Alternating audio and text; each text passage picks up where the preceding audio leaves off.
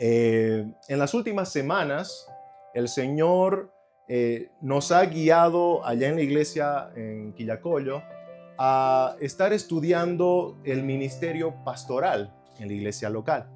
Así que en esta mañana vamos a adentrarnos a 1 Timoteo, capítulo 3, y vamos a estudiar los versículos 1 al 3. El sermón de esta mañana lleva por título El carácter moral de los pastores. Y vamos a desglosar estos versículos de 1 Timoteo 3, del 1 al 3, en dos encabezados. En primer lugar, vamos a estar viendo unas consideraciones generales sobre el ministerio pastoral. Y en segundo lugar, vamos a ver los requisitos morales para el carácter de los pastores. Voy a aclarar también de antemano, antes de continuar, que no voy a estar tomando en cuenta el requisito de la aptitud de la enseñanza, porque me voy a enfocar específicamente en el carácter moral, ¿no? en el carácter moral de los pastores. Pero quiero rescatar, hablando de la aptitud de enseñanza, que tiene una conexión con la moralidad del pastor, porque analizando bien el pasaje, porque está en medio del carácter moral, ¿no? Apto para enseñar, apto para enseñar.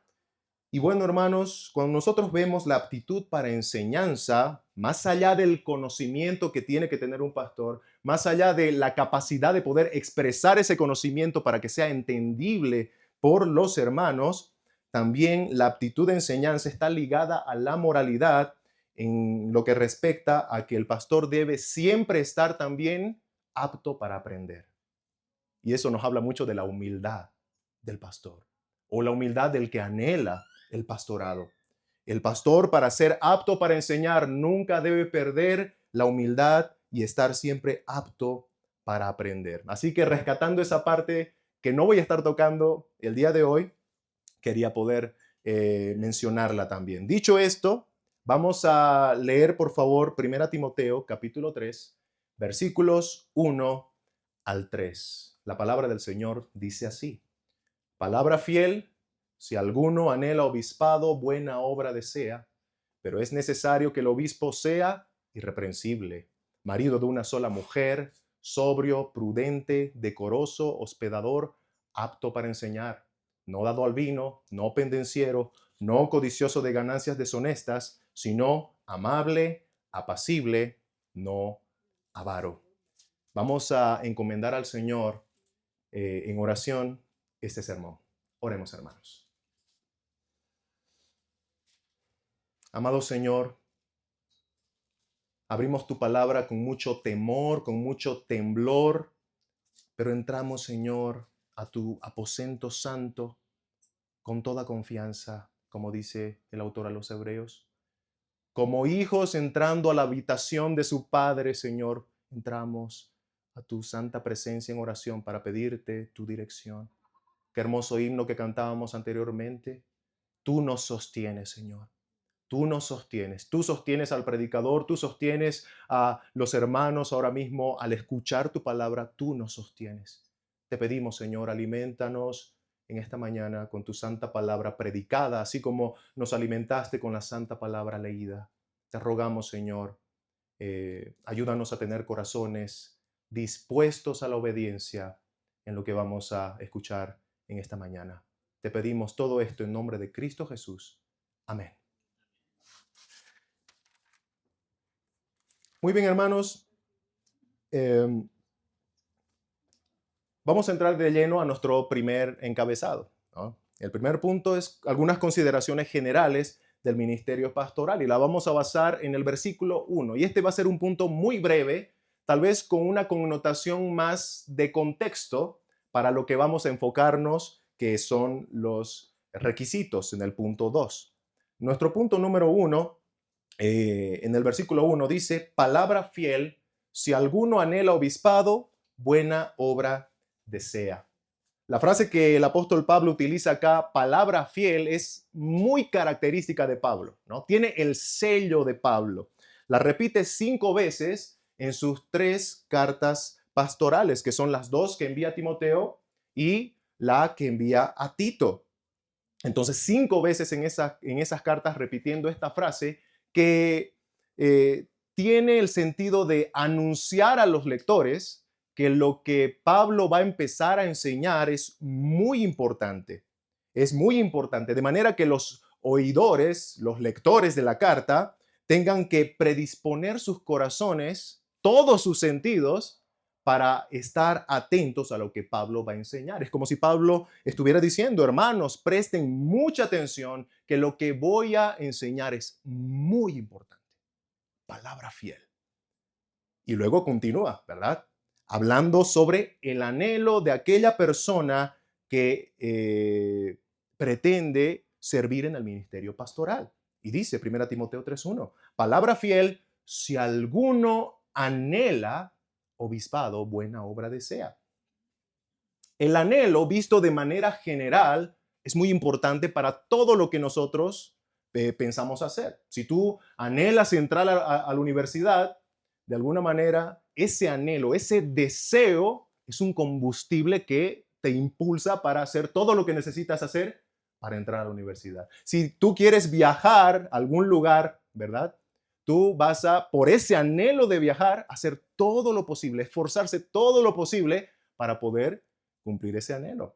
Hermanos, el anhelo por el ministerio pastoral es un deseo ferviente que igualmente se convierte en un combustible que va a impulsar a este siervo que anhela el pastorado a seguir adelante sin importar cuán sinuoso se vaya poniendo el camino. Ese anhelo va a ser ese combustible que va a impulsar a este siervo. Porque, hermanos, el ministerio pastoral se caracteriza por ser una buena obra, como dice nuestro texto, pero es una buena obra que saca lágrimas. El apóstol Pablo en Hechos capítulo 20, cuando se reúne con los ancianos de Éfeso, da a conocer que Pablo había preparado a esos ancianos y los había pastoreado por 3 años. Y en ese contexto Pablo dice, yo saqué lágrimas, ¿no? De día y de noche. En 3 años de pastorear una iglesia local, hermanos, Pablo ya menciona que por esos hermanos había llorado, se había desvelado, se había preocupado, había tenido cansancio físico, cansancio mental. El ministerio pastoral exige, hermanos, mucha entrega, ¿no? Porque va a sacar lágrimas, va a sacar preocupaciones, muchas veces no se podrá dormir, pero si el deseo de este siervo es genuino, el deseo de servir a Cristo y servir al pueblo de Dios es genuino, el anhelo de el honor de Cristo y del bienestar del pueblo de Dios es genuino, entonces, hermanos, no va a haber llanto, no va a haber desvelo, preocupación que valga más la pena que entregarse por el pueblo de Dios. Así que ese deseo, hermano, tiene que ser genuino. Es bueno que el que desea el pastorado sepa reconocer si es un deseo puesto por Dios o tal vez es un deseo de nuestro corazón, que como dice el profeta, muchas veces nos engaña, ¿verdad? Nos engaña. Tenemos que aprender a reconocer ese llamado que se conoce como el llamado interno, si es un llamado genuino de Dios. Y una vez reconocido como un llamado genuino de Dios y complementado por el llamado externo, que ahorita vamos a hablar un poquito de eso también, este llamado hace que el siervo cumpla su labor con alegría y no quejándose, porque eso no es provechoso, dice el autor a los Hebreos en Hebreos 17 o 13:17, perdón. Entonces ahí tenemos la importancia de ese llamado interno, de ese anhelo puesto por Dios. Porque dice el apóstol Pablo, ¿verdad? En Filipenses capítulo 2, que es Dios quien pone en el corazón el querer como el hacer. Entonces, hermanos, ahí tenemos ese combustible dado por Dios mismo para que este siervo pueda, a pesar de las circunstancias que se le van a venir, cumplir el rol con alegría, con alegría. Hacer algo por obligación o hacerlo por fuerza, ¿verdad? Alguien empujándote ahí por atrás y tú medio queriendo frenarte, eso, hermanos, no va a, a, beneficiar ni a la iglesia ni al mismo siervo, ¿verdad? Ni al mismo siervo. El apóstol Pedro dice de eso en 1 Pedro 5:2, hablando justamente en el contexto pastoral, no por fuerza, sino voluntariamente, voluntariamente. Y bueno, ya ha hablado sobre el anhelo, entonces, ¿qué es lo que este siervo anhela? Y el texto menciona, ¿no? Si alguno anhela, obispado, obispado. Esa es la buena obra que desea este siervo. Y es bueno aclarar, ¿no? Que está hablando de un obrar. Un obrar no es una posición que muchas veces tal vez se puede caer en desear el ministerio pastoral pensando en una posición jerárquica, ¿no? Arriba y los demás abajo. No. Pablo la menciona como un buen obrar, un servicio. Y este servicio es el obispado, dice Pablo, ¿no? El obispado. La palabra obispo es la transliteración de una palabra griega episcopo, que significa supervisar o sobreveer. Es uno de los términos que se utiliza para describir las facetas del ministerio pastoral, ¿no? Los otros términos son pastor y el anciano, ¿verdad? Bueno, el obispo tiene que estar en la iglesia para poder supervisar, para poder ver. Y no solamente estar en la iglesia, que eso es muy importante, ¿verdad? El pastor tiene que dar el ejemplo a todos los demás hermanos en la iglesia de ser un constante congregador, ¿verdad? Congregar constantemente, tiene que estar. Pero no solamente estar, sino también estar atento, porque se puede estar en un lugar, pero estar en las nubes al mismo tiempo, ¿verdad? El pastor tiene que estar y estar atento para no ser el último en enterarse de los aconteceres en la iglesia, porque al final de cuentas, eso es lo que implica ser obispo, ¿no? Estar atento, ver. La idea es como el atalaya, ¿verdad? Que había en los tiempos antiguos, el atalaya que tenía que estar pendiente, el primero de enterarse si venía un enemigo era el atalaya. La primera voz que se tenía que escuchar advirtiendo a todo el pueblo era la del atalaya. Hermanos, el obispo, el pastor, el anciano en la iglesia es el atalaya de la iglesia local, el atalaya del pueblo. Así que es muy importante considerar esta parte o esta faceta del término obispo, ¿no? El supervisor. Y bueno, así les dije que iba a ser breve este primer punto, ¿no? Más contextualizar. Y así pasamos a nuestro segundo punto, en donde vamos a ver los requisitos que la iglesia va a reconocer en el carácter de este siervo que anhela el pastorado. Y este reconocimiento de la iglesia en el carácter del obispo, del pastor, se llama llamado externo. Llamado externo. Porque el llamado interno, que es lo que Dios hace en el corazón de la persona, es muy importante. Pero ese llamado interno se complementa con el llamado externo de una iglesia que reconoce que este hermano es llamado verdaderamente por Dios, ¿verdad? La iglesia ve a un siervo que ya ha estado activo en el servicio al Señor, sin ser pastor, ¿no? Ya reconoce los dones, ya reconoce los requisitos que ahora mismo vamos a empezar a ver. Entonces, aquí tenemos el llamado externo. Eh,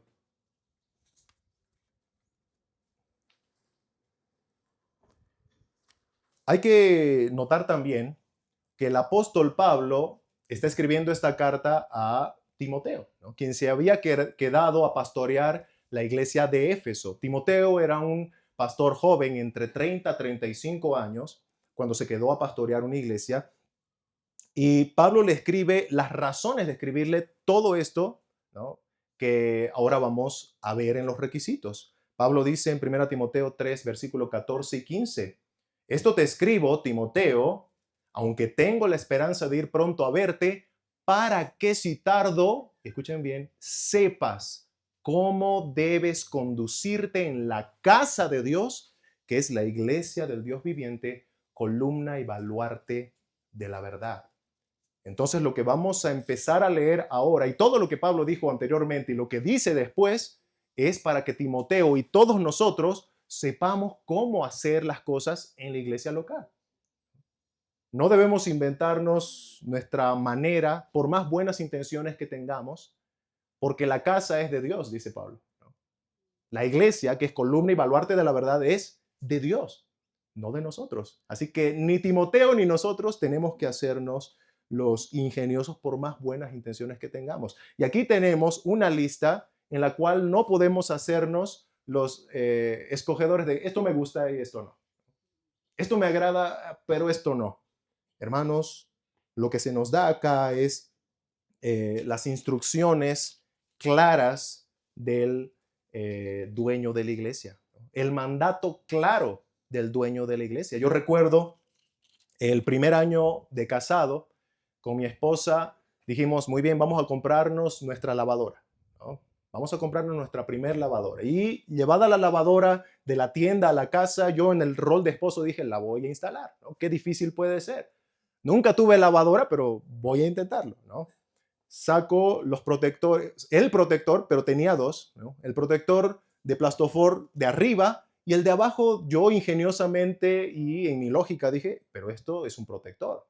Lo voy a dejar para que lo proteja de los golpes, para que no le entre polvo ahí. Pasan los camiones de PIL, yo vivo al lado de la agencia de PIL y mi calle no es asfaltada, ¿no? Así que levanta polvo y dije, para que no le entre polvo por debajo. Así que lo pongo todo bien, el agua, el enchufe, y llegó el momento de probarla, ¿no? Y pongo lavar y la lavadora empezó a saltar, ¿no? Empezó a bailar de aquí para allá, podía golpear a cualquiera, ¿no? Tuve que tener cuidado para desenchufarla y luego empecé a preguntarme qué pasó. Y para saberlo tuve que acudir al manual, ¿no? Y en el manual, interesantemente, decía tal cual, ¿no? Que entre las patas de la lavadora y el piso no tenía que haber nada interfiriendo, ¿no? Le quité el protector y volví a encender y funcionó como toda lavadora debería funcionar. Empezó a lavar la ropa sin moverse, en silencio. Y verdaderamente, hermanos, a veces nosotros hacemos eso en la iglesia, ¿no? Tratamos de ingeniosamente decir, pero esto yo creo que va a funcionar, ¿no? Esto va a funcionar. Pero tarde o temprano empezamos a ver a la iglesia saltando de aquí para allá y de pies a cabeza queda o patas para arriba, ¿no? Y todo con buenas intenciones. Pero por algo el Señor nos ha dado estas especificaciones, ¿no? A detalles. Y con los requisitos para los pastores, para los que anhelan el pastorado, es igual, ¿no? Pablo comienza diciendo en el versículo 2, ¿no? Pero es necesario que el obispo sea, continúa. Es necesario. Todos los requisitos que Pablo va a comenzar a desglosar en este pasaje son requisitos necesarios para los que anhelan el pastorado. Así que no hay que ponerse ingeniosos infravalorando la sabiduría del Dios que ordena todo esto. No pensemos que nuestras buenas intenciones van a funcionar mejor que la voluntad expresada por aquel que es sapientísimo. Nosotros no somos más sabios que Dios. Entonces, cuando Pablo dice que es necesario, creo que tenemos que tomar literal esa palabra. Es necesario. Es necesario. Así que vamos a entrar ahora de lleno a los requisitos. El carácter del obispo o el carácter moral de los pastores. Pablo dice, ¿no? Palabra fiel, si alguno anhela obispado, buena obra desea, pero es necesario que el obispo sea irreprensible. Irreprensible. La palabra irreprensible significa no culpable, significa que nadie tiene nada legítimo con qué acusar a esta persona. Hay que aclarar acá que Pablo no está negando que un siervo pueda ser acusado, ¿verdad? Porque las acusaciones a los cristianos siempre va a haber y el Señor Jesucristo lo ha dejado bien claro cuando en el Sermón del Monte, en Mateo capítulo 5, versículo 11, en las bienaventuranzas dice, bienaventurados sois cuando por mi causa os vituperen y os persigan y digan toda clase de mal contra vosotros, mintiendo. Así que Pablo, o el Señor Jesucristo, mejor dicho, no niega que van a haber acusaciones, pero tienen que ser falsas. Van a haber acusaciones, pero tienen que ser falsas. Pero esto nos deja a nosotros una gran responsabilidad. Si alguien dice algo en contra de cualquier cristiano, no solamente uno que anhela el pastorado o el mismo pastor, si alguien dice algo malo, ¿no? O algo en contra de algún cristiano, la acción más responsable que se tiene que hacer es investigar, ¿verdad? Investigar de la manera más pacífica, pero al mismo tiempo responsable. Hay que investigar, hermanos. Es bueno siempre disipar toda duda. Y con respecto al pastorado o al que anhela el pastorado, mucho más, mucho más. Si a veces, por ejemplo, creo que pesa mucho para no hacer una investigación ante alguna acusación, el cariño que sentimos entre los hermanos, ¿verdad? No, pero si lo conocemos, ¿no? Lo amamos al hermano. No, no, no, no. Si nosotros investigamos, se va a ofender el hermano, ¿no? Y muchas veces, tal vez ante alguna acusación, nos frenamos de aclarar las cosas, de aclarar las cosas. Pero ese sería un grave error, porque al no investigar, hermanos, estamos dejando la acusación todavía en el aire. Y eso es peligroso. Eso es muy peligroso. Investigar es lo más responsable para limpiar el nombre del hermano y para disipar toda duda que puede traer consecuencias en la congregación local. Por ejemplo, si nosotros investigamos, vamos a descubrir la inocencia del hermano y cuán intachable es, o tal vez que verdaderamente había estado llevando una doble vida, ¿verdad? La hipocresía del hermano. Y cuán importante es esto, ¿no? Si nosotros no investigáramos y esa persona llegara a ser, por ejemplo, pastor, las consecuencias se empezarían a ver desde el primer domingo de la predicación, ¿no? Un hermano acusado, por ejemplo, de adulterio.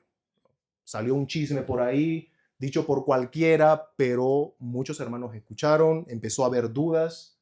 ¿Qué se tiene que hacer? Bueno, empezar a investigar, ¿no? Y si no se investiga y de repente el domingo tal hermano que tiene que cumplir un rol de enseñanza empieza a enseñar de que el adulterio es terrible, es un pecado horrendo, que lastima, hay que huir del pecado, que debemos ser fiel a nuestra esposa, a nuestro esposo, ¿cómo recibirá la congregación tal enseñanza? Aunque lo que dice es verdad. El adulterio es terrible, ¿no? Lastima, hay que huir del pecado. Pero tristemente, automáticamente por el testimonio que ha sido manchado por esa acusación, muchos van a cerrar sus oídos y corazones a la verdad que se está diciendo. Y la iglesia no va a estar siendo beneficiada. Y el testimonio del hermano cada vez está más embarrado. Por eso, hermanos, ante cualquier acusación que van a haber, tenemos que, como el Señor Jesucristo, ir y sacar que es falso, ¿no? Con una investigación. Así que de esa manera nosotros podemos ver que el tema de la irreprensibilidad va más allá de solamente la emoción que sentimos, ¿no? Sino que hay que ponernos activos. La irreprensibilidad siempre se va a ver atacada por un mundo que aborrece a la iglesia. Y los primeros atacados son los líderes. Así que, hermanos, tenemos que estar siempre dispuestos a limpiar el nombre de la iglesia, de Cristo, del testimonio de un hermano que tal vez está siendo acusado falsamente, ¿no? Ahora es bueno aclarar que irreprensible no significa perfecto.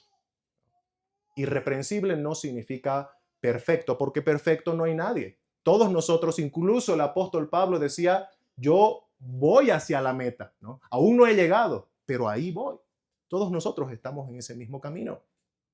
No hay ninguno perfecto. Estamos en proceso de perfeccionamiento, ¿no? Pero eso va a ser hasta que Cristo venga. Mientras tanto, no hay nadie perfecto. Irreprensibilidad no significa perfección, sino que alguien en su presente trata de vivir la vida que Cristo busca de sus siervos, ¿verdad?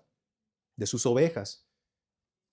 El apóstol Pedro, y culminando esta parte, dice en 1 Pedro 3:16, teniendo buena conciencia, para que en lo que murmuran de vosotros como de malhechores, sean avergonzados los que calumnian vuestra buena conducta en Cristo. Ante las acusaciones falsas, el cristiano va a mostrar un buen testimonio y esa va a ser su forma de callar bocas, ¿no? De callar bocas. La irreprensibilidad, hermanos, calla bocas. Y es una rampa de lanzamiento, como dice un autor, para los demás atributos que ahora vamos a mencionar. El apóstol Pablo continúa diciendo, ¿no? Marido de una sola mujer. Marido de una sola mujer. Esta es una frase que ha traído diversas opiniones a lo largo de la historia de la iglesia y no vamos a mencionarlas todas en esta oportunidad, pero tal vez algunas.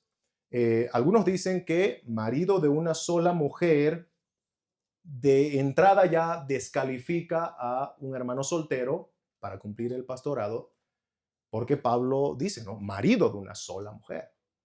Es casado, ¿no? Es esposo. Y bueno, esta es una postura muy común, ¿no? Muy común. Se abraza en muchas iglesias y tiene su énfasis en la experiencia. Por ejemplo, ¿qué tiene un soltero que aconsejarle a un casado si el soltero no tiene un matrimonio, verdad?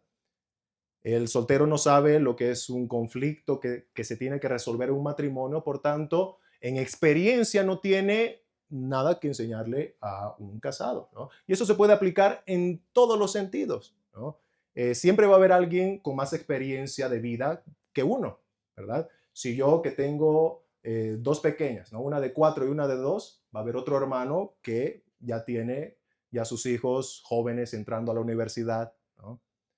Y para él tal vez va a haber otro hermano que ya sus hijos ya están casados todos, ya tienen nietos. Siempre va a haber alguien con más experiencia de vida que uno. Pero la pregunta, hermanos, es si nosotros, incluyendo los pastores, ¿no? O cada cristiano, para aconsejar a alguien va a usar la experiencia. Y sabemos, la respuesta es no.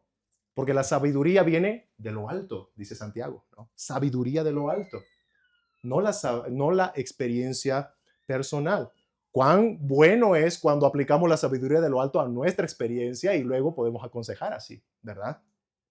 Pero este no es un texto que automáticamente descalifica a un soltero, ¿no?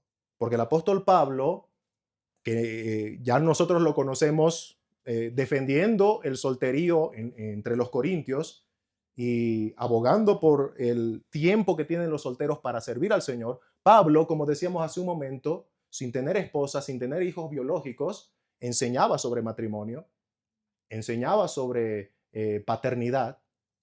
De la misma manera, nosotros lo vimos pastoreando, o lo que veíamos en Hechos 20, por 3 años en una iglesia local, a los Efesios. Y bueno, cualquiera puede decir, pero Pablo era un apóstol, ¿no? No podemos compararnos nosotros con un apóstol. Bueno, tenemos a Timoteo, que se quedó igualmente pastoreando la iglesia a los Efesios, siendo joven de 30 a 35 años. Timoteo no se sabe nada sobre esposa, nada sobre hijos, pero él se quedó ahí y recibe las instrucciones de Pablo. 1 Timoteo 4:12. Ninguno tenga en poco tu juventud, sino sé ejemplo de los creyentes en palabra. Interesante que comienza así, ¿no? En palabra. Claro, Timoteo, si no tenía esposa, no podría tal vez en su experiencia enseñar sobre matrimonio, pero la Biblia habla mucho sobre cómo el esposo debe amar a la esposa, ¿no? Y así nosotros podemos ver que Timoteo tenía que ser ejemplo para los creyentes comenzando desde la palabra de Dios, ¿no? En palabra, en conducta, en amor, espíritu, fe y pureza. Así que, hermanos, este texto no descalifica a los solteros, ¿no? Pero claro que eso no quiere decir que el soltero automáticamente ya es pastor, ¿no? Tiene que cumplir los requisitos. Ahorita vamos a aclarar también qué implica este asunto. Otro, y vamos a ver que es el último que voy a presentar ahora, sobre otro pensamiento sobre la fase marido de una sola mujer, es aquellos que dicen que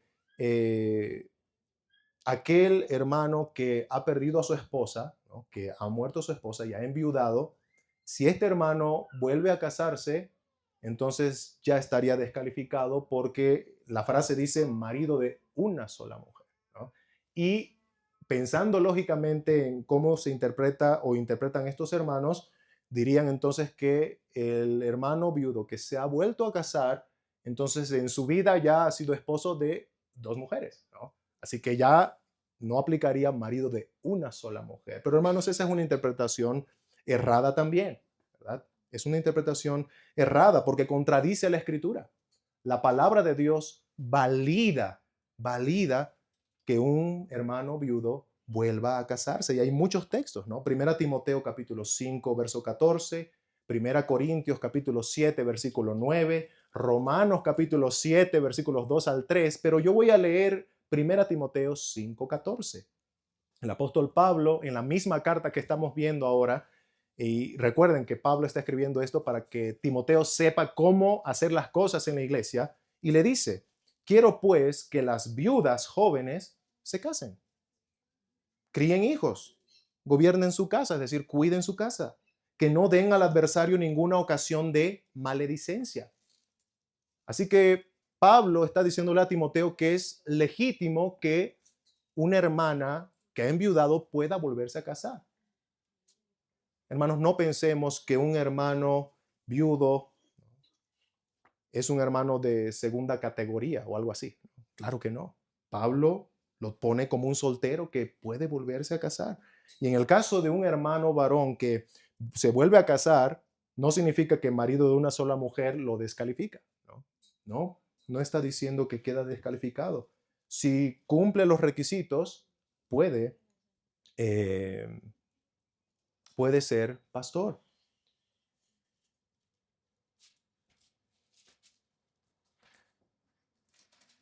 Bueno, lo que nosotros estamos viendo acá, estimados hermanos, es que marido de una sola mujer tiene que ver con la integridad sexual, sea casado o soltero. La integridad sexual, que este hermano guarda su pureza sexual. Entonces, nosotros podemos ya empezar a analizar la vida de este siervo, si es que siendo casado es fiel a su esposa, ¿no? O tal vez si siendo casado se ve como que está coqueteando de aquí para allá, obviamente ya empieza a ser algo dudoso en su carácter moral. Y lo mismo con el caso de un hermano soltero, ¿verdad? El hermano soltero debe ser un hermano que respete a las hermanas, que las trate con, como dice, ¿no? Como a hermanas.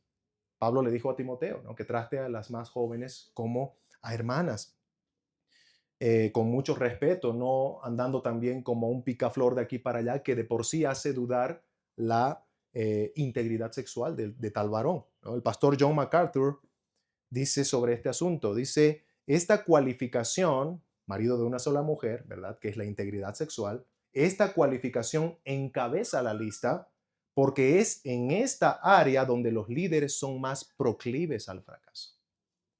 Son más proclives al fracaso. Así que, hermanos, los que aspiran al pastorado como los que ya están cumpliendo el rol pastoral deben ser íntegramente o íntegros sexualmente, sean estos casados o solteros, marido de una sola mujer. Y Pablo continúa con los requisitos, ¿no? Sobrio, sobrio. Pablo dice que es necesario que el pastor sea sobrio, y esta palabra en el original griego es nefalios, que tiene un sentido profundo, que en un sentido profundo nos habla de alguien moderado, moderado, templado, alguien que de alguna manera tiene dominio propio sobre sus deseos, sobre sus emociones, sobre sus actitudes. Es alguien que se conoce a sí mismo. Tanto así que él mismo restringe la libertad que él tiene, pero porque sabe que él necesita cuidarse a sí mismo, ¿verdad? El apóstol Pablo dice eso en 1 Corintios 6:12, por ejemplo, él dice un texto que muchas veces es mal interpretado, ¿no? Todas las cosas me son lícitas, mas no todas convienen. Todas las cosas me son lícitas, y escuchen lo que dice Pablo, mas yo no me dejaré dominar por ninguna. Pablo está hablando de una conciencia de la libertad cristiana que tenemos, pero también de la debilidad que podemos tener. Y Pablo, conociéndose a sí mismo, dice, yo no me dejaré dominar. Es un hombre sobrio, ¿no? Sobrio. Es alguien que está listo con sus 5 sentidos para batallar con cualquier cosa que vaya a atentar contra el templo del Espíritu Santo. Es alguien sobrio, se conoce a sí mismo. Y tal vez podríamos ir aplicando esto a nuestras vidas, hermanos. Muchas veces nosotros como cristianos no somos muy conocedores de nuestras debilidades, ¿verdad? O lo peor, tal vez las conocemos, pero aún así nos rendimos, no batallamos. Por ejemplo, si en el día del Señor, ¿no?, a la hora en que la iglesia se reúne de manera especial en su cita con el Señor para adorarle, para cantarle, para escuchar su palabra, y justo hay una final de fútbol a la misma hora, y de repente, bueno, yo decido quedarme a ver el partido de fútbol y no venir a adorar al Señor con el pueblo de Dios, ya estoy mostrando que hay algo que domina mis decisiones. Estoy mostrando que yo no tengo dominio sobre las cosas que siento, ¿no? Siento que quiero quedarme, pero sé que tengo que ir allá. No, no, me voy a quedar, ¿no? Algo me domina mis decisiones. Y eso se puede aplicar en un montón de cosas, ¿no? La lectura de la palabra de Dios. Muchas veces nos dejamos ganar por el sentimiento de flojera, que la palabra va a mostrarnos que es pecado. Entonces, tenemos que empezar a ser sobrios, reconocer nuestras debilidades y empezar a luchar contra esas debilidades. El, el pastor debe ser sobrio, ¿no?, como un ejemplo para todos los demás hermanos, sobrio. Y es necesario. Prudente. Pablo dice también que el pastor o el que anhela el pastorado debe ser prudente. La palabra prudencia o prudente se utiliza mucho, sobre todo en el libro de los Proverbios, ¿verdad? En el libro de Proverbios se usa mucho la palabra prudencia y está bien ligada a la sabiduría. Un cristiano sabio, un cristiano sabio vive en dependencia total de Dios. Total de Dios. ¿Por qué? Porque le teme. Porque al final eso es la sabiduría, ¿verdad? El principio de la sabiduría es el temor de Jehová. Así que un cristiano sabio va a temer al Señor y por tanto va a depender enteramente de Él. Así que el sabio, porque teme a Dios, se va a apoyar enteramente en el Señor. El prudente, por ejemplo, no toma decisiones a la ligera. ¿Por qué? Porque dice, tengo que consultar al Señor, tengo que orar al Señor, tengo que reflexionar la situación. Así que no toma decisiones a la ligera. La prudencia está bien ligada a la paciencia. La paciencia, un cristiano paciente es un cristiano prudente, porque se da tiempo para reflexionar las cosas y para no actuar incorrectamente, sino en obediencia a lo que Él ya en este tiempo ha determinado que es voluntad de Dios. Un ejemplo bíblico de imprudencia, ¿no?, de alguien que actuó a lo loco sin acudir al Señor es lo que le pasó a Josué con los Gabaonitas, ¿no? Los Gabaonitas vinieron a Josué con una historia desgarradora, completamente convincente, como para hacer una película, ¿no? Ellos dramatizaron bien su papel, vestidos de ropas viejas, rotas, zapatos gastados, el pan duro y enmohecido, y con la historia convencieron a los hombres de Israel, incluyendo a Josué, ¿no? Venimos de lejos, estamos cansados, por favor, hagan pacto con nosotros, ¿no? Hagan alianza con nosotros. Y es interesante lo que dice en Josué 9:14, porque en ese texto el escritor, inspirado por el Espíritu Santo, nos revela la razón de la desobediencia a Dios, porque Dios había ordenado, no van a hacer alianza con ninguno de los pueblos de Canaán. Pero ellos, como dice Josué 9:14, los hombres de Israel tomaron las provisiones de ellos y no consultaron a Jehová. Es decir, por no consultar a Jehová, hicieron pecar al pueblo. hicieron pecar al pueblo. Y eso trajo consecuencias más adelante, ¿no? Las cabezas de los descendientes de Saúl rodaron por esta decisión. Así que, hermanos, es necesario que el que anhele el pastorado o los que cumplen el rol pastoral sean prudentes, ¿no? Acudan al Señor, estén enteramente en dependencia del Señor. Otro requisito, decoroso. Decoroso. Este requisito tiene que ver con la buena conducta, ¿no? La buena conducta. La idea es que un cristiano tiene que ser centrado, ordenado, disciplinado y no ostentoso en su comportamiento como tampoco en su vestimenta. Se lo puede aplicar así, ¿verdad?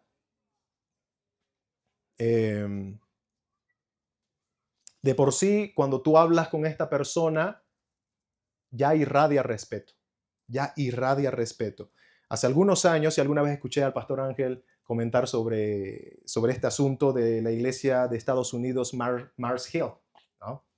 Y esta era una iglesia pastoreada por Mark Driscoll, ¿no? Que era un pastor que se movía en el contexto reformado, pero algo lo caracterizaba, y es que este pastor era muy famoso por su estilo, ¿no? No solamente estilo de cómo se veía, ¿no? Un pastor cool, moderno, sino también en su manera de expresarse. Ya desde el púlpito, este pastor era muy vulgar en la manera en la que se expresaba, ¿no? Y eso llamó la atención de muchos. Ah, mira, un pastor que a veces dice malas palabras desde el púlpito, ¿no? Llamó mucho la atención. Pero, hermanos, lo triste fue cuando esa iglesia, Mars Hill, cerró y salieron a la luz que muchas de las razones por las cuales que llevaron a esta iglesia a cerrar tienen que ver con el comportamiento de este pastor, ¿no? Que trataba mal a todos, como con las patas, ¿no? Como se dice vulgarmente. No era decoroso, no era decoroso. No se ganaba el respeto de los demás con su buena conducta, porque al final el decoro tiene que ver con eso, la buena conducta, cómo tratamos a los demás, ¿no? Y automáticamente eso luego se va expresando también de manera externa, ¿no? Sale de adentro para afuera, ¿no? Y eso se puede aplicar también en la manera en la que uno, bueno, se ve, ¿no? Ahora, con esto no quiero decir que la corbata es la ungida para los pastores o el saco es el... No, no, no, nada que ver con eso, ¿no? Uno puede verse decente, ¿no? No ser de tropiezo para los hermanos sin usar un saco o una corbata, ¿verdad? Eso se aplica tanto para los hombres como para las mujeres.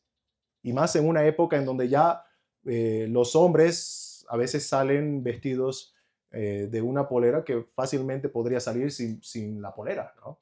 Esas transparentes. Hermanos, los varones también debemos cuidar la parte del corazón de las hermanas, ¿no?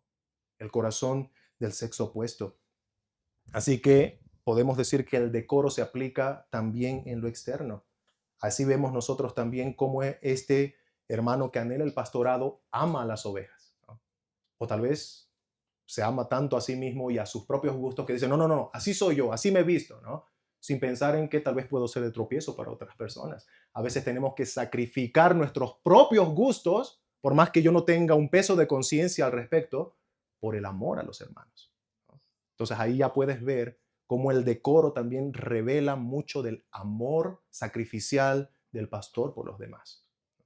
Entonces, el pastor debe ser decoroso. También Pablo dice hospedador. Hospedador, el Señor ordena que todo cristiano, y esto es bueno aclarar, ¿no? Todo cristiano debe ser hospedador. Romanos 12, versículo 13, dice Pablo, compartiendo para las necesidades de los santos, practicando la hospitalidad. Y cuando Pablo escribe este versículo, lo escribe en una carta no dirigida solo a los pastores de la iglesia en Roma, sino a toda la iglesia. Está diciendo que todo cristiano debe compartir para los santos practicando la hospitalidad. Practicando la hospitalidad. Hay un autor llamado Jeremy Rain que es un pastor en Estados Unidos, en Massachusetts, y dice lo siguiente, ¿no? La hospitalidad puede revelar bondad, compasión, preocupación por el necesitado, por el perdido y por el que está solo. Así que cuando tú ves a alguien, a un cristiano, hospedando, abriendo su casa, hermanos, estás viendo a alguien que está revelando que hay mucha bondad en su corazón, compasión, preocupación. Y eso definitivamente nos lleva a pensar en Cristo. Cristo hizo eso. Cristo mostró toda la bondad que puede haber en el universo, compasión, preocupación por el necesitado. Todos nosotros, ¿verdad? Así que estás viendo a un hombre que está imitando a Cristo. Y qué hermoso, hermanos, es ver que en esta forma práctica se puede expresar tanto del corazón de una persona. Había alguien que decía también, ¿no?, que el abrir la casa a la necesidad que se pueda ver en la iglesia o a los que no son cristianos, de alguna manera convierte la casa en una plataforma de evangelismo para los que no son cristianos y en una plataforma de crecimiento espiritual para los que son cristianos, ¿verdad? Porque tú no solamente vas a abrir tu casa de manera externa para dar comida, techo, abrigo y punto, ¿no? Sino que abres tu casa como una excusa para dar lo que verdaderamente necesita todo ser humano, sean cristianos o no, que es la palabra de Dios. Así que al abrir su casa, también se ve esa entrega del pan vivo, ¿no?, de esa agua viva que es la palabra de Dios. El pastor debe ser, como ejemplo para todos los creyentes, hospedador. Y también Pablo dice, no dado al vino. No dado al vino. Este requisito se refiere a que el cristiano no debe ser un esclavo del alcohol. No debe ser un borracho. No debe ser un adicto al alcohol. Y claro, seguramente van a salir muchos diciendo, pero Pablo le dijo a Timoteo que podía tomar vino. Y bueno, se puede interpretar un montón de un montón de maneras lo que Pablo le dijo a Timoteo. Sabemos que era para el tema de su salud. Se puede también decir que el alcohol en ese tiempo no tenía, o el vino en ese tiempo no tenía el mismo grado de alcohol que hoy.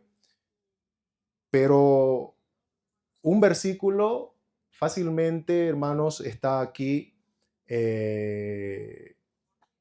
tal vez fundamentado por muchos más que prohíben la borrachera, ¿no?, que prohíben el embriagarse. Por ejemplo, en el Antiguo Testamento leemos Oseas 4:11, Isaías 5:22, Isaías 5:11, Habacuc 2:15. En el Nuevo Testamento podemos ver Romanos 13:13, Gálatas 5:21. Y yo quiero leer Proverbios 21, referente a no dado al vino. Dice Proverbios 21, el vino es escarnecedor, burlador, la bebida fuerte, alborotadora, y cualquiera que con ellos se embriague no es sabio. No es sabio. Interesante, Pablo o el autor de Proverbios dice que el que se embriaga no es sabio. Y el pastor debe irradiar sabiduría, no insensatez, que al final a eso es a lo que lleva el alcohol. El pastor debe mostrar sabiduría, dependencia en el Señor, estar siempre con sus 5 sentidos. ¿Qué es lo que sucede con una persona que se embriaga? Pierde el control de sí mismo, ¿verdad? Pierde el equilibrio, pierde la facilidad del habla, pierde incluso la manera de comportarse, ¿verdad? Empieza a mostrarse irrespetuoso, grosero, agresivo, lujurioso. ¿Por qué? Porque el alcohol, hermanos, el alcohol de alguna manera hace estallar esos deseos de la carne.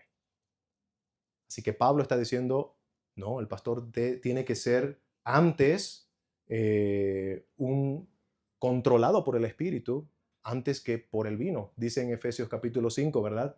Hablando del vivir de todo cristiano. Tenemos que ser controlados por el Espíritu. Por eso el que anhela obispado no debe ser un adicto al alcohol, un borracho, ¿no? Que también eso ya va mostrando, eso ya va destruyendo el entorno, ¿verdad?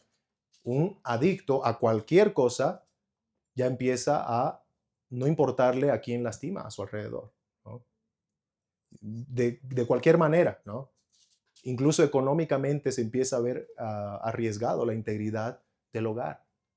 Para conseguir aquello no me importa si voy a eh, vender el auto, ya no tenemos en qué ir, ¿no? Al final ya no me va a importar si va a haber pan en la mesa para los hijos, para la esposa, con tal de tener lo que tengo, lo que quiero, ¿no? Entonces, no dado al vino, no dado a las adicciones. Pablo continúa diciendo, no pendenciero, y ahí vamos a engancharlo con lo que continúa después, al final, sino amable y apacible. ¿No? No pendenciero, sino amable y apacible. La palabra pendenciero significa peleador. Eh, Hay otros hermanos que lo han traducido como alguien que está con los puños ya preparados para pelear, ¿no? Pendenciero. Es alguien que ya está listo para tener conflicto con cualquiera. Listo para tener conflicto.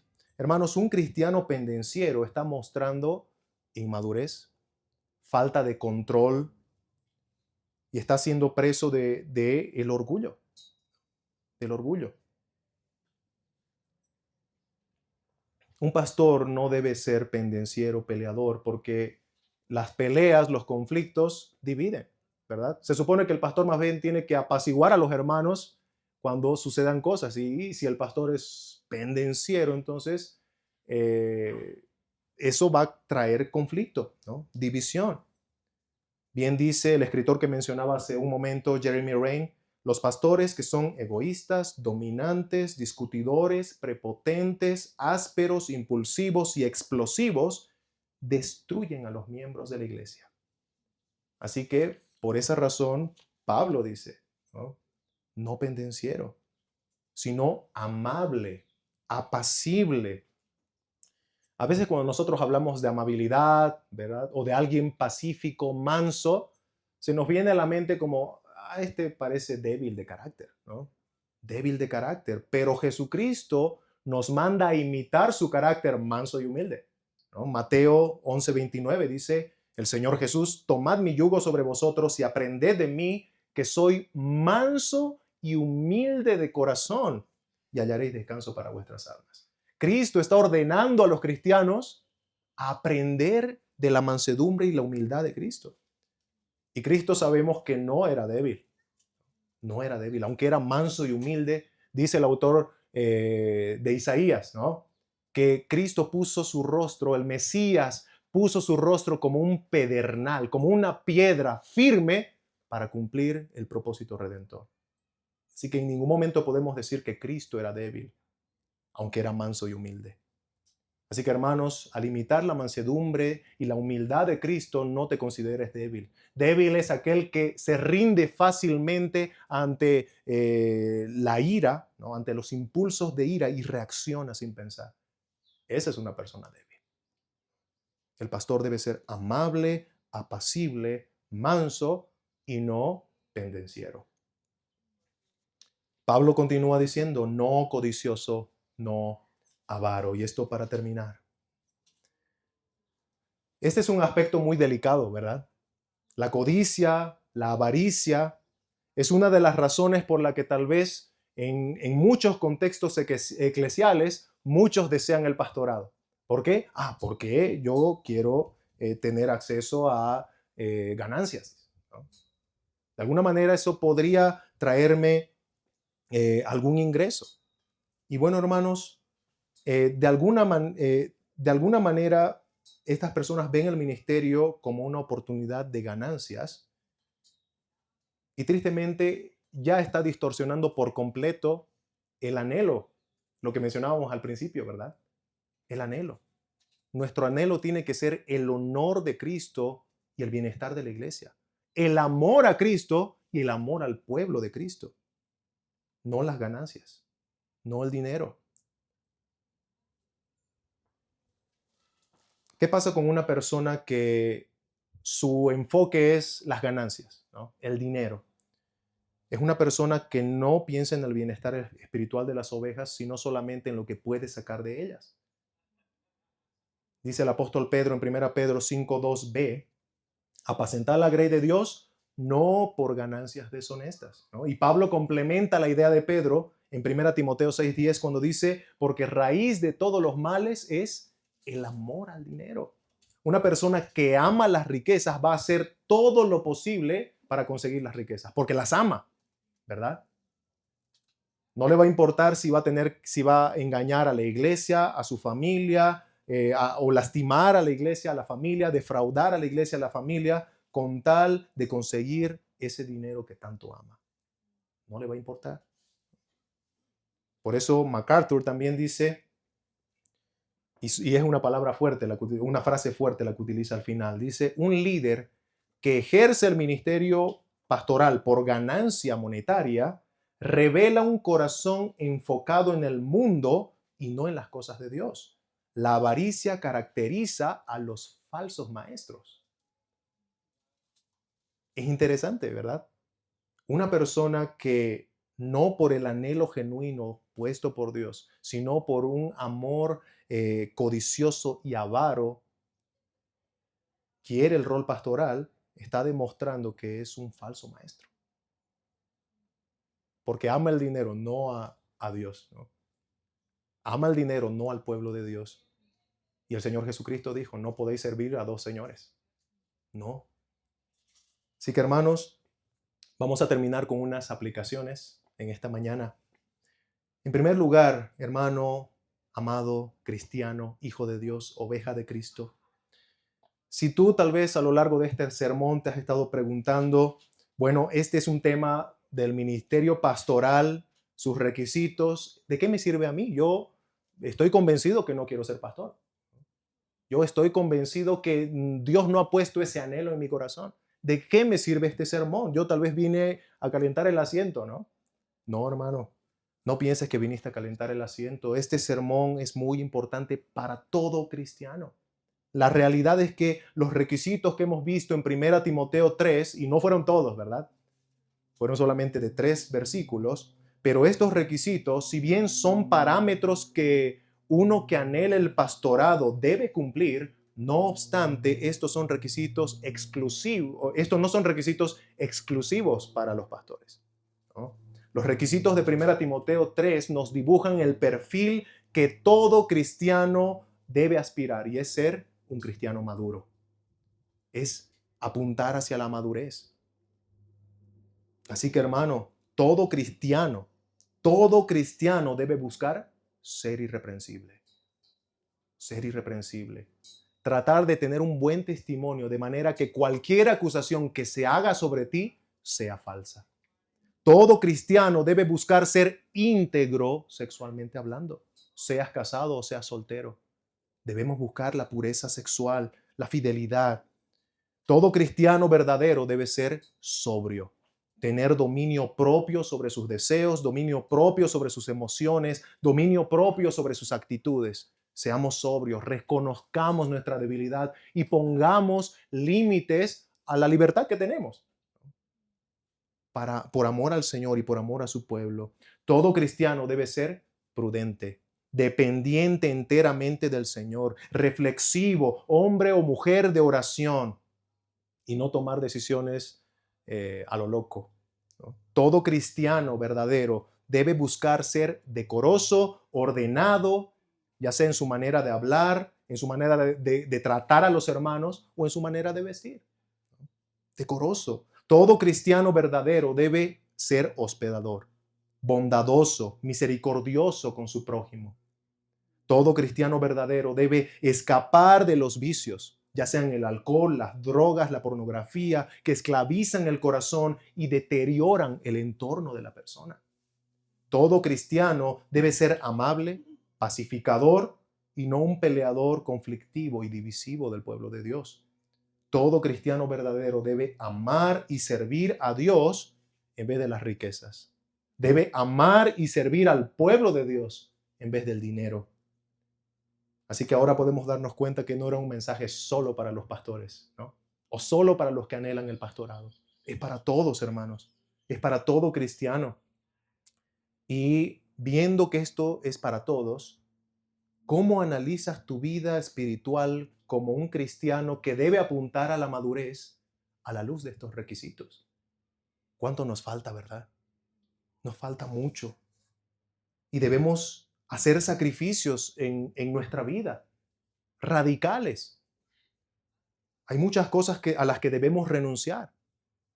Al orgullo, al egoísmo, a la avaricia, a la lujuria. Porque ese es el proceso de santificación, renunciar al pecado, ¿verdad? Cristo ya murió por esos pecados, Cristo nos perdonó los pecados, pero también en el proceso de santificación, hermanos, tenemos que ir despojándonos, mortificando el pecado. Pero ¿cómo lo hago? ¿Cómo lo hacemos? Si eres una oveja de Cristo, entonces acude al pastor de los pastores, Cristo Jesús. Él te va a ayudar por medio de su Espíritu a moldear aquel carácter tuyo, ¿verdad? Para que cada vez se parezca menos a ti y te parezcas más a Cristo. Porque recuerda, Cristo nos ha dicho que debemos aprender de Él, de su mansedumbre, de su humildad. El apóstol Pablo dice en Efesios 5, imiten a Dios como hijos amados y andad en amor, etcétera. Tenemos que imitar a nuestro Señor. Tenemos el Espíritu suyo en nosotros. No es algo imposible ahora. Y ese cambio tiene que ser notorio. Y lo van a notar. Tu familia va a notar el cambio. Tus colegas en el trabajo van a notar el cambio. Los hermanos en la iglesia vamos a notar el cambio. Así que, hermano, acude al pastor de los pastores. También de alguna manera, si tienes alguna lucha, puedes acudir a los hermanos que el Señor ha levantado y está levantando aquí en la iglesia para buscar ayuda, ¿verdad? Porque al final para eso es la iglesia, para apoyarnos los unos a los otros en esa carrera. No es una competencia, ¿verdad? Todos vamos hacia la misma meta y si un hermano cae, le ayudamos a levantar y vamos junto con él. Así que, hermano, si necesitas ayuda en este proceso de santificación, acude a los hermanos aquí en la iglesia, a los líderes y busca ayuda, que ellos con buena intención y con tanto amor de Cristo en sus corazones te van a ayudar. Y finalmente quiero terminar tal vez hablando para alguien que quizás está visitando o quizás ya hace mucho tiempo está acá, pero no es cristiano. Quizás tú que no eres cristiano te has preguntado, ¿y esto de qué me concierne a mí? ¿Verdad? Bueno, déjame decirte que hablando del pastor de los pastores, que es Cristo, si tú no has creído en el Evangelio de Jesucristo, no eres oveja del redil del buen pastor. Estás perdido, estás muerto en tus delitos y pecados, muerto en tu falta de perdón, muerto en ese rencor que has acumulado en tu corazón, muerto en cada pecado que puedas ahora mismo imaginarte que has cometido en toda tu vida. Y no podemos borrar nuestros pecados, nosotros no lo podemos hacer. Pero Cristo es ese pastor que va a buscar al perdido. Cristo es ese pastor que dio su vida por sus ovejas. Él, siendo justo, murió por los injustos para llevarnos a Dios. El que no cometió pecado, dice la Escritura, por nosotros Dios lo hizo pecado. Es decir, lo trató como al peor de los pecadores, siendo justo. Para que todo aquel que crea en Él, para que todo aquel que abrace a Cristo por la fe, pase de muerte a vida. Pase de muerte a vida. Jesús dice, mis ovejas oyen mi voz y me siguen. Yo te pregunto en esta mañana, ¿estás escuchando el llamado del buen pastor diciendo, ven? Corre a Cristo, porque por eso murió en la cruz. Por eso murió en la cruz. Por eso resucitó, para dar vida eterna a todo aquel que cree. Y vas a recibir el perdón de tus pecados y vas a ser hecho hijo de Dios por la fe en Cristo, el buen pastor. Vamos a orar para terminar este tiempo. Oremos.